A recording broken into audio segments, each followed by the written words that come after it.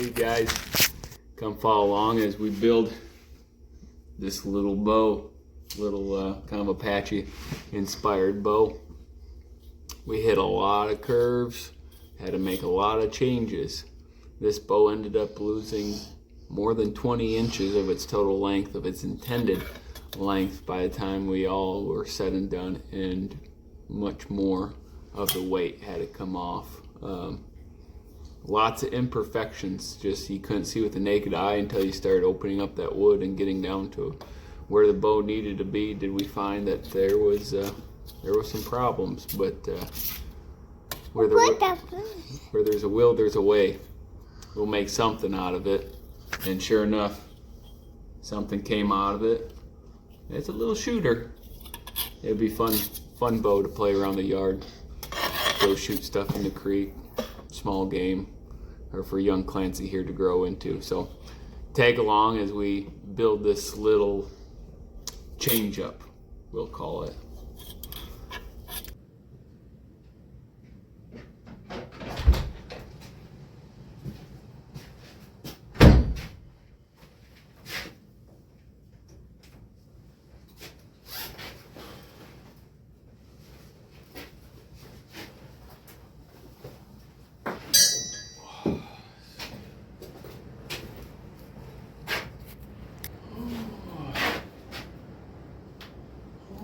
Pick your poison. Let's see.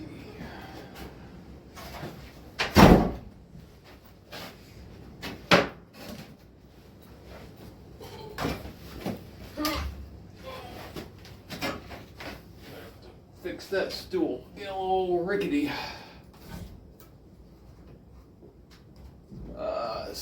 This looks like a winner.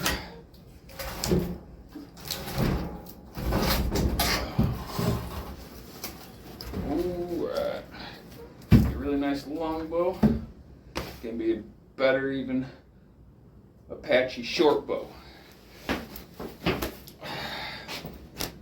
Alright, well, this is a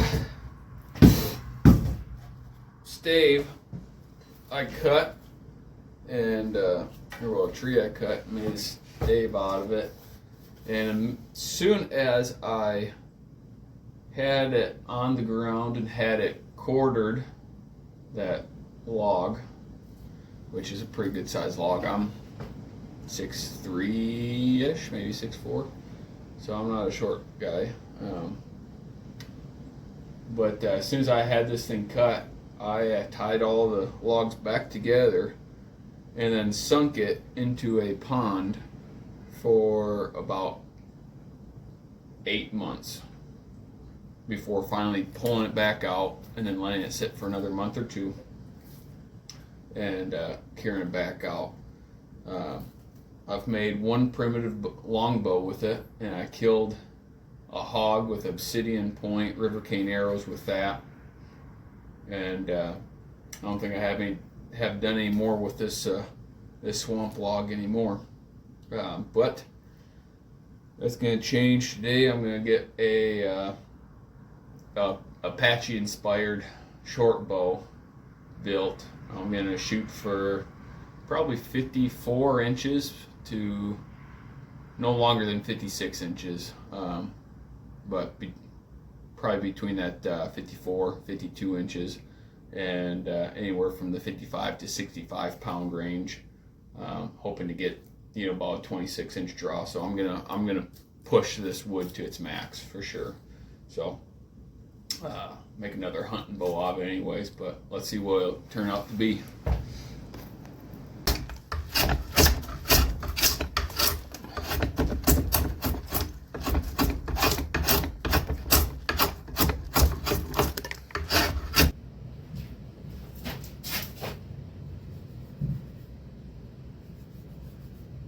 Right here, I'm kind of picking out the middle. I'm moving farther to this side of the bow just because of some knots that are in it. Moving to this side, I wouldn't be able to avoid them, so I am going to opt to including them into the back of the bow, and so I'm going to push my center to that side. So I'm just kind of tracing out the center, or the recommended center that will be kind of a guide. And then I'm gonna come down here and then just kind of follow the grain. I got a little bit of a snake here, a little bit of an S curve, just slightly, enough to give it some character. That I gotta kind of go through. And then once I get all this drawn in, and then I'll go back and I'll draw my width to rough the bow out to, and then kind of whittle the bow down to that size. And then go back, trim everything up, and then we'll get to the tillering process. So if I push hard, I can usually get these bows. I can get a shooting bow by the end of the day, but anymore now I just kind of take my time. I got enough bows I've built sitting on the wall that are good shooters, and I enjoy to shoot. And so sometimes I'll build another bow just to have something different, or because I have some kind of idea on my mind that I want to try. And that's usually what it comes down to, is I want to do something different. So this is going to be a little bit different. My last bow I built was a 5 curve bow. I still hunt with that. That thing is rawhide back, 54 inches, 57 pounds at 26 inches, so a short draw for me. That's a full draw for some guys. Has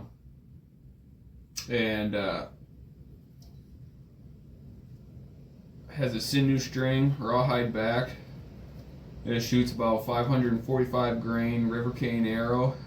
Stone points at about 152 feet per second. I've killed a pig and some small game with it.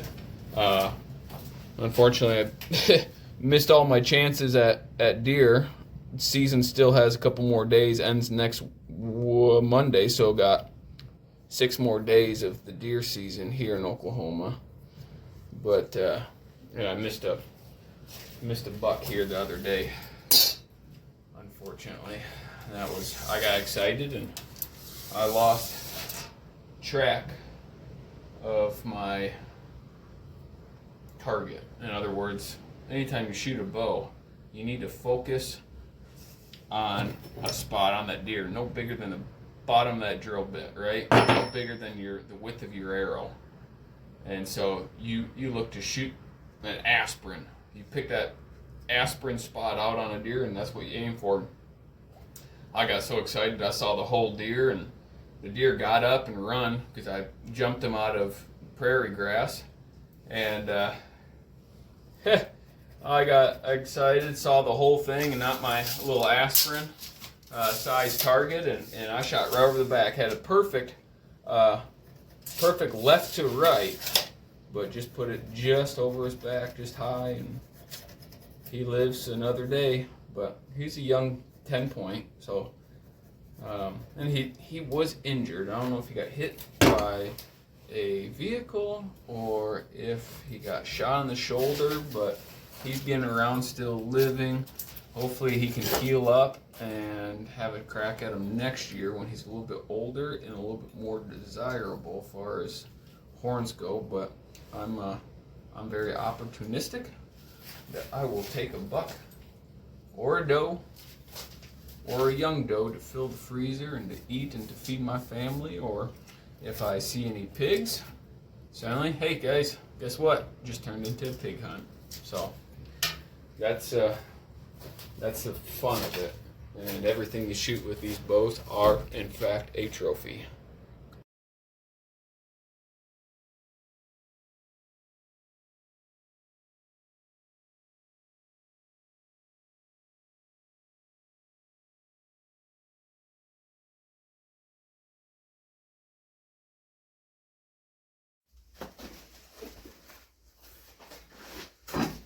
Alright, I got this pretty well thinned down. Got a huge amount of mass. And forward tilling now. To be honest, I'm going a little too fast. I took quite a bit of break and came back. And now I'm tillering fast. It probably take material faster than I would like, which is gonna make me mad in the end here because it might come out to be a little lighter than I want, but I got ways around that. I can rawhide back it. I can sinew back it. Let's check.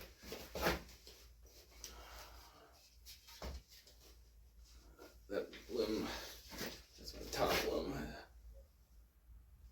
Definitely lighter.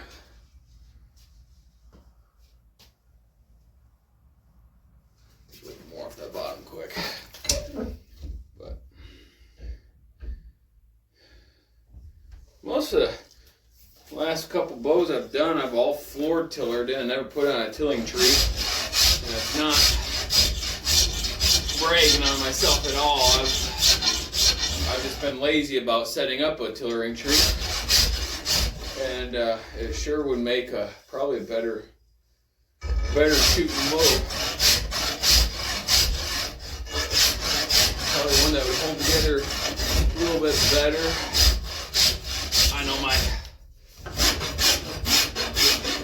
last little short bow, that thing took a little bit of set, but it only settled into about right where I wanted it, and it shoots stinking good for that set. But once again, I floor tillered it, so the tillering on both limbs wasn't perfectly even. I had a little bit too much off the mid limb instead of the tip. So there's a lot of weight here, so those limbs end up setting a little bit. But by the time I made it a 5 curve, put the back set in the handle, had a deflex into the mid limb, and then a reflex into to the tips. Everything still came out dead straight and shoots wicked good. I mean, with that set, I probably lost, maybe 5 feet per second, but with a little bit of deflex into that 5 curve there, I think shoots a heck of a lot better. And I will put the curves all into this one. I'm about there. Got it pretty well shaped up. I got a little propeller twist into it that will come out when I start bending, but fairly straight. I got a real big set in the handle, and for a lot more, I'm going to call them modern bowyers, they're actually putting a lot of deflex already right out of the handle, some even in the handle. That's more of a traditional, more of a modern thing, not my style. I will actually set this handle back to the back of the bow, away from me, and then these will come back slightly and curve back. But I'm not going to put anything real severe on it. Just enough that's going to help with the draw and the performance and the cast of the arrow, and it's going to make it a lot nicer to draw than to do a full back set where I have the back set and the handle, limbs go up and then kick up again. Those make some wicked shooting bows, but they're harsh to shoot. A lot of hand vibration in them. I've made one, plan on making another one here in the future, and that one I need to get a few bows done to play around with, and then I need to make that bow, sinew back it, and then set it on the shelf and forget about it. Just bury it for a year, play with the other bows, and then kind of one day remember, like, oh, I have that bow, let's go shoot it. That's gonna be how I make a bow that's gonna wow me for a lifetime to come. But it's hard for me not to tinker and play with stuff once I build it. So now I'm just using dry heat, putting back set into the handle section right now.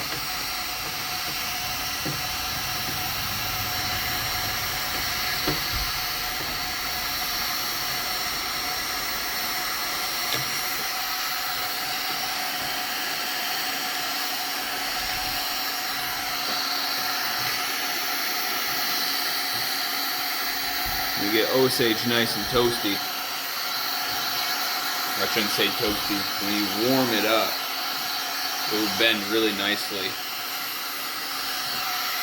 If you bend it too cold or too fast, you'll crack the belly. But I'm never concerned with belly cracks.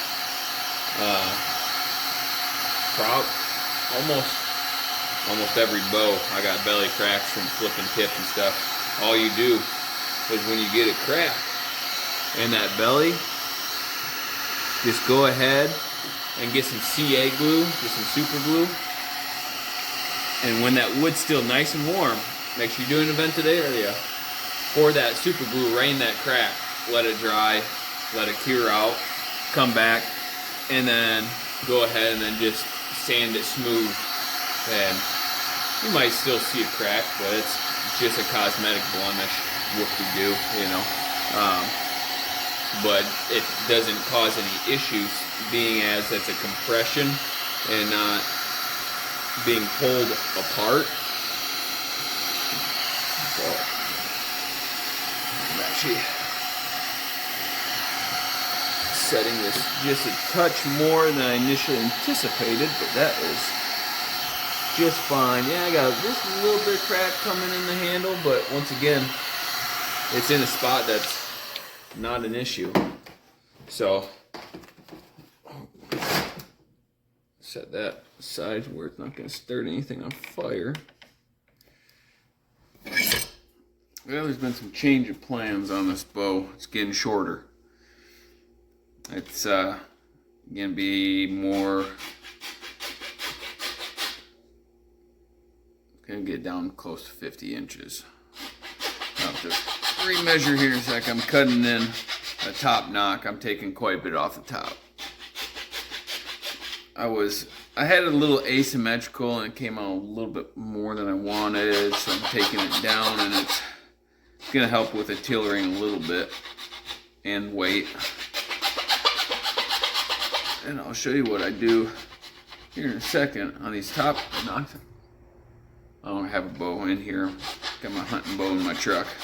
But anyways, my top knocks, I shouldn't even say top knocks, top knock.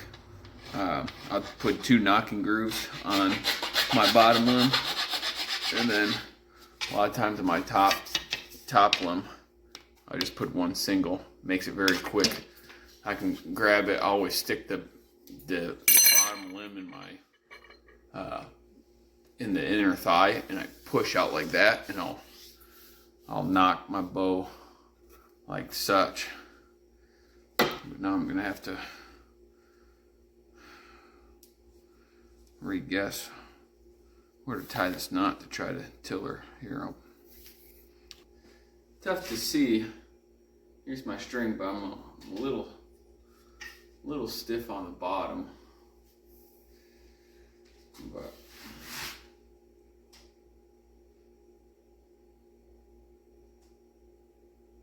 which it might be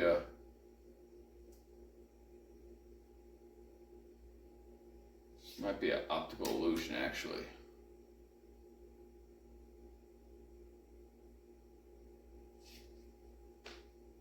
No.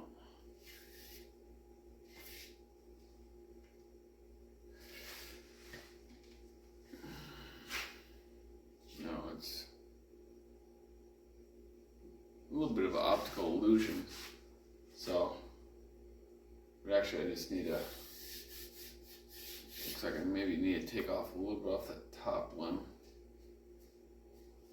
Yeah.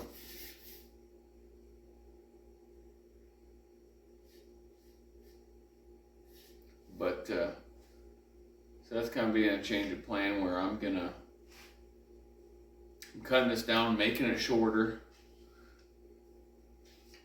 and then I may go ahead and not do a 5 curve, but pretty much a full-on Apache Sinew back this and throw this thing aside and forget about it, and come back to it after some time has passed and see what comes of her. See if she starts spitting them out at the speed of Geronimo. Alright, well this bow really is turned into experimental. I tillered this down. It's just shy of 40 pounds. It's like 39.6. So this bow right now, as it sits, is backwards. This is the belly of the bow. That's the back of the bow. I ought to be shooting the bow like this. So I have it back braced. I have it heated right now and it's fairly even. This is gonna stay like this until I'm done Sinew. I'll probably take the string off, Sinew back this, put 2-3 layers on, and then I'll brace this up with the string just like this. If not, put a little bit more tension into it and leave it for the duration of the drying process, which I will leave for, I want to say a month, but I know myself better, where I'll say 3 weeks, but I'll do my best to try to leave this for at least 4 weeks, which really is inadequate. And really, I ought to just hide it, make it disappear. But I got a little bit cleaning up to do on it. One, and part of the reason why this is experimental is there's imperfections in this wood I'm not too happy with. There's a crack run through the handle right here. Not a big deal. Bothers me. Bothers me in the sense not that it's going to cause an issue, but bothers me because it's there and it's hideous, even though it's going to get covered up by buckskin handle. So what I'm doing is CA glue and then I will actually I'll fill that wood's still pretty warm, so that CA glue should do a fair job of getting into that crack, and keeping it shut. And that will get sanded down. There's still a lot of rough marks, this is very unfinished. I put this thing together. I gotta go shoot arrows. I made this bow, and now this is not even 12 hours worth of work. I went pretty fast on it, too fast, be honest. But that's all right. Seeing these imperfections, I had a bunch of others farther up the limb, and I got them cut out.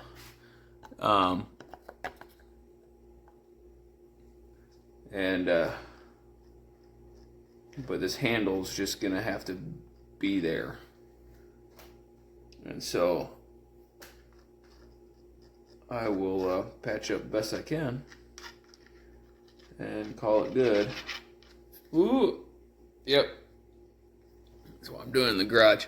That CA glue, it burns the nose, burns the eyes. Holy moly. When it's hot, and this is just warm, it's not hot wood, but when wood's hot, like after just get done bending, say the handle, the tips, whatever, and you get a crack, and I just go straight to put that CA glue in it, so it's gonna dive down there, cure quick. I can pile it up so it levels off real quick. That stuff is awful. You put dang near a respirator on, but yeah, now I'm going to be really curious. So this bow's shooting, it's going to be that, we'll just call it 39.5 pounds. After I get that Sinew on it, we'll see exactly how much weight. That I'm not going to mess around with chronoing in and chewing. So knock to knock, stringed up. That string is 48 inches. That is not a big bow for me at all. That's awfully short. I'm going to see knock to knock.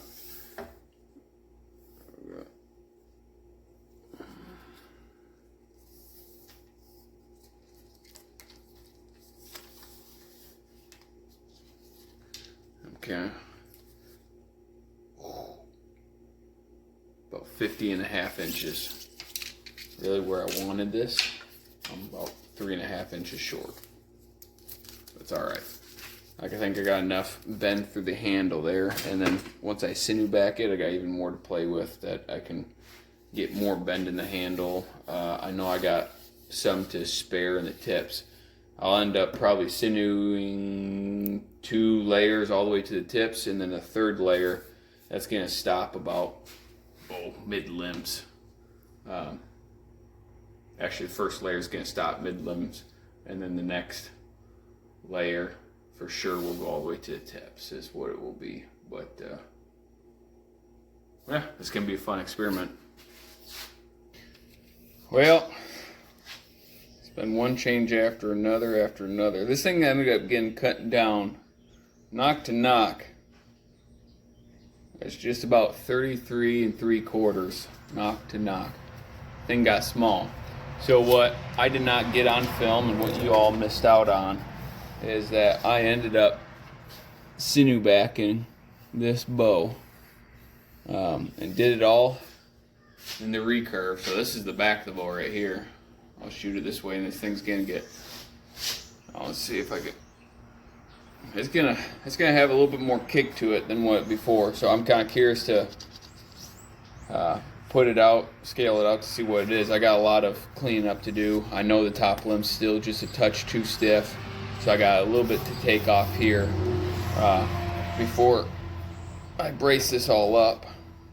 But I'm curious to see what poundage it's at now. But this has been sitting for 2.5 weeks, and I'll probably let it sit for a little bit longer here before I start messing with it. But its new name is the Change Up because it's changed about 4 or 5 times. The plan, anyways.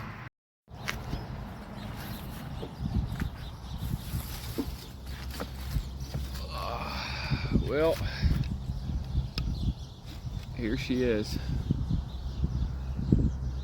33 inches knock to knock. Osage, sinew backed. Definitely a horse bow. Got a dogwood arrow, 2-fletched. These are just the secondary wing feathers, so they're not the tail feathers to be a true 2-fletch. But these arrows are a little long. But yeah, for just a short little bow, it spits them out pretty good. Fun little bow though, that's for sure. Probably thing will probably sit in my truck, and a couple fishing arrows will probably go with it. It's probably what this will be. Just a truck riding, bow fishing machine. Or go shoot some rabbits around the yard. I was out at a shooting competition in Missouri here this last weekend, and they're at the hotel pulling in the back way. Golly, there had to have been like 6 rabbits running around, and I had my hunting bow in my back window, and I was tempted that close to just saying, it's rabbit season, folks. Let's go throw some rabbit stew. Let's get some things going, cooking in the crock pot. But not too bad for a fully primitive bow right there.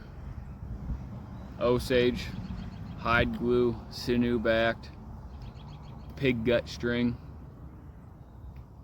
Ain't nothing modern about this. It'll kill something. Oh yeah, it'll kill something.